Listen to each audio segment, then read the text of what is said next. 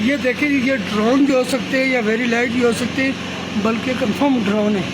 3 drone है ये इस वक्त इन्होंने छोड़े हुए इंडियन आर्मी की तरफ से, और इनको गिराने वाला भी कोई नहीं। अगर इनको किसी तरह गिराया जाए तो ये देखिए, ये रोशनी की गोली, और ये इन्होंने पूरा नक्शा बनाया। और चौथा वो है, एक वो है सर, वो चौथा, और 5वां सर। ये 5 ड्रोन है, सारे 5 है सर, 5 ये ड्रोन है।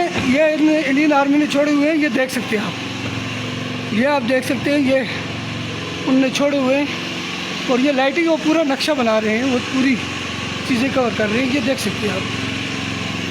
ये देखेंगे, ये देखेंगे, ये देखेंगे, ये 2, 3, 4 और 5 वेरी लेट टाइप छोड़े हुए हैं। ये सामने दिखाई दे से दिए जा सकते हैं।